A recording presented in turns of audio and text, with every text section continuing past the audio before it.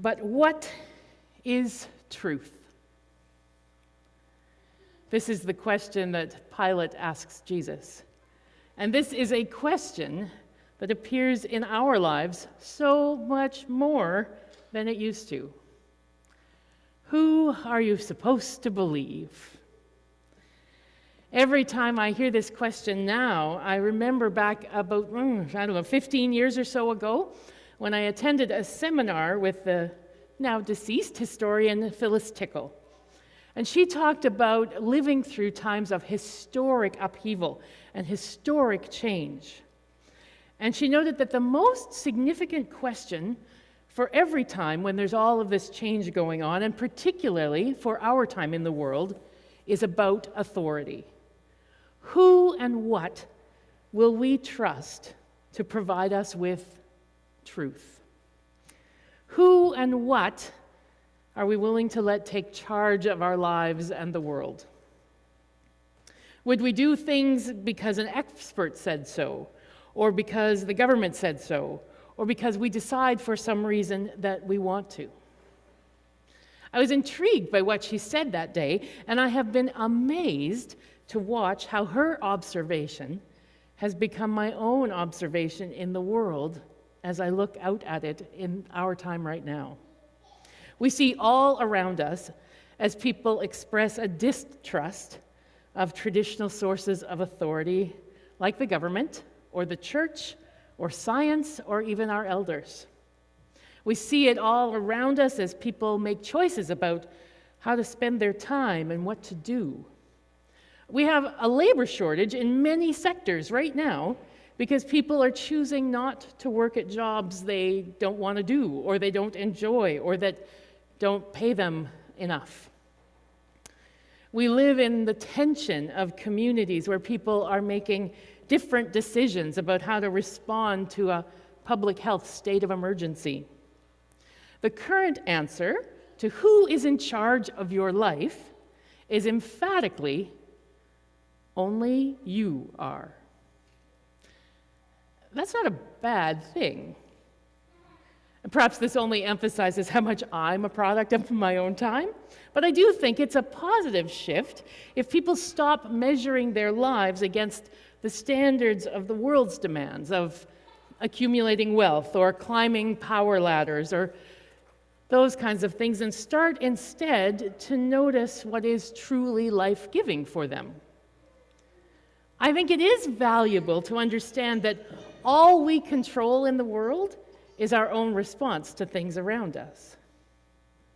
Now, our sense that we can actually control how our life goes is at best naive, and at worst elitist or dictatorial. Because of course our lives aren't entirely our own. We all have things we must do because they need to be done, whether or not we want to do them. As Caroline Lewis says, there's no point in sitting around musing about whether emptying the trash and disinfecting the plastic container before you put the hefty bag in it, or filling out the required paperwork, aligns with my true vocation. And control over life circumstances often increases the more resources you have. If you can afford to pay someone to cook for you, well, you don't have to cook if it's not life-giving for you. On the other hand, if you can't afford that, you have to figure out how to make food to eat. And many people in our world live with the harsh reality that their lives are almost at the complete mercy of others. So to assume that it's a simple matter of making choices is not fair to large numbers of people.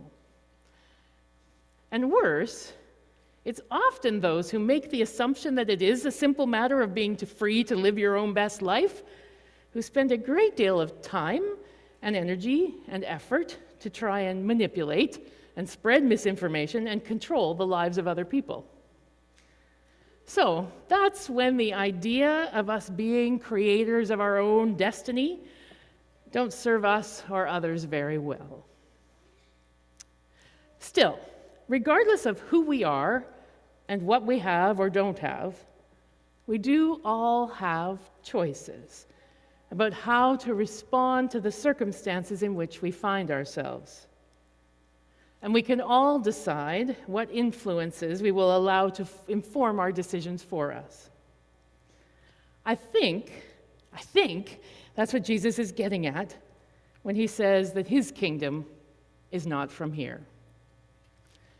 Because whether or not people see him as a king, he's not going to let his response be defined by the world's definitions and the expectations of what it means to be a king. And indeed, while the word king doesn't fit easily into our contemporary understandings, unless we go to things like Game of Thrones, it helps us here because it so emphasizes how Jesus goes against the stereotypes and the expectations of what people were looking for in a ruler. He is not the conquering hero. Could there be a less majestic image of Jesus than we see in this gospel from John? This king is arrested and is a falsely accused criminal, a dead man walking.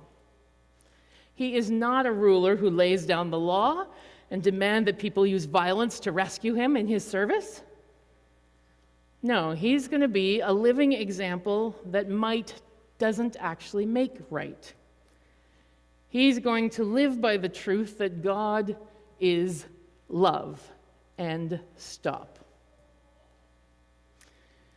And every year, the Christian church pauses before it begins the annual telling of his story to remind us of the choice we make, the choice we have to make, and whether Jesus' teachings and Jesus' way will be an authority for us and the way we live and view the world. No doubt it will seem naive. As we look at our news feeds, we can only notice how very far off love and the kingdom seem to be. It may be unfeasible. It may be ridiculous. But I think less so than the idea that we can find meaning and fulfillment by simply doing what we want, when we want, however we want. As we've been noting, the selfish idea that our lives can be all and only about us doesn't really get us a world that's good for anyone. We are more dependent on each other than we would like to believe. So, when John's vision in the book of Revelation said, Jesus made us kings, or when today we say that we are the ones in charge of our lives, it doesn't have to mean that we should define our lives with us only at the center. Instead, if we would choose to allow Jesus' teachings to have some authority for us, we can do entirely, or at least what it seems entirely unnecessary things, like what we have done here today. We can baptize children who are not in a position to give us anything that will help us get ahead. We can say that they are important, that they are valuable, that they are blessed, whether or not they are well-behaved or quiet or can do anything at all for us. And we can teach them things about love. We can say to them, before you tell your life what you intend to do with it, listen for what God intends to do with you. Before you tell your life what truths and values you have decided to live up to, let God tell you what truths you already embody, what values your life represents. We can give our attention and our respect to those who have no power in this world. And we can let them teach us about love and value and relationship and care. And then, what if we took that view of the world that we learn about in baptism to the rest of our lives? Can we let love inform our choices in the real world? Can we imagine letting Jesus' teachings have some influence over our day-to-day lives? It's not what everyone's doing, but I think it's worth doing anyway. And I suspect that it will show us something that is true. May it be so. Amen.